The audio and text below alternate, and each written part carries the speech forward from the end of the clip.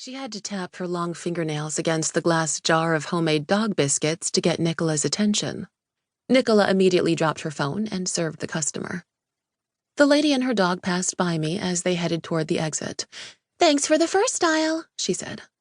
When she exited, the bell above my store's door rang out with a loud jangle. "She didn't leave a tip," Nicola said and frowned.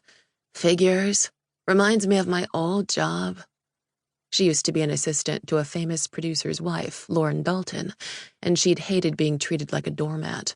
"Well, it's a new day," I said. "A beautiful one at that. Look at the amazing sunshine streaming through the window." It did look a little like molten gold from this angle. Nicola rolled her neck, making the stretching appear like an elegant dance, complete with fluttering swan arms. "I'm incorporating more dancing into everyday motions. I think it'll help with me getting cast."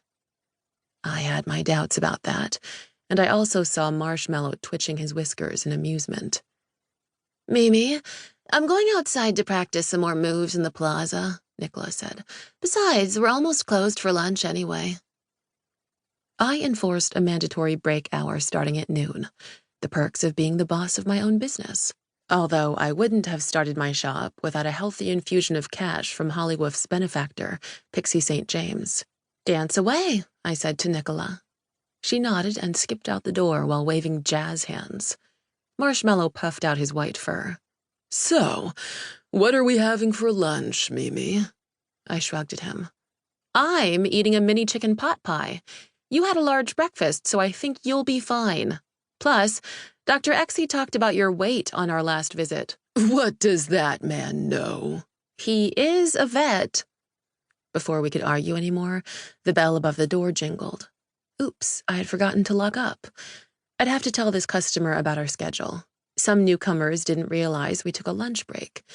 However, when I checked on the visitor, it was someone I recognized and had been thinking about only moments earlier. "Pixie," I said, and greeted her with a hug. She smelled of her usual signature pumpkin spice fragrance.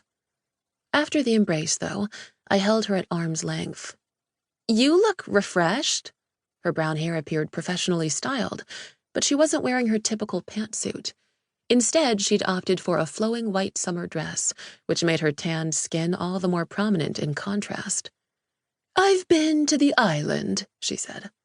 "Which one? Catalina?" Less than an hour away by ferry, it was a haven for Angelinos. In fact, I'd met Pixie there last summer, when I'd saved her Shih Tzu from the choppy waves. She, in gratitude, had given me the capital to start up this business. "Of course, and I brought you a little something from my travels. Actually, it's for Marshmallow." She winked at him. "Finally, some acknowledgement," he said, as he crept up close to her. Pixie bent down and gave him a love pat on the head. Then she pulled a fish-shaped toy out of her purse and dropped it on the ground before him. It must have triggered something since the toy started quivering. "Is it going to move? Will he need to chase it?" I asked. My cat stuck his nose in the air. "An exercise toy. How could you have read me so wrong, Pixie?" "Great," I said to Pixie with a straight face. "He needs to work some layers off." Pixie's lips formed a surprised circle. "Oh, no, Mimi. This device is for you to operate. It's a fish-shaped cat massager, so you can pamper him. I remember how much he loved that massage mat at my place." Marshmallow yowled with mirth. "Now that's the ticket, sister." I picked up the trembling fish with its massaging bumps and turned it off. "I'll save this for some other time," I said, going behind the counter and dropping it into my purse. Marshmallow growled. "You're on lunch break right now. Plenty of time to give me a good massage." I ignored him. "Have a seat," I said to Pixie, gesturing to the pleather benches. She smoothed out her dress and sat down on one bench, and I leaned back on the other. Marshmallow decided to jump up next to me and curl up there, ready to listen in on our conversation. "Was your trip for business or pleasure?" I asked. As CEO of her own tech company, Pixie worked hard, and she'd been known to schmooze with her clients at different locations.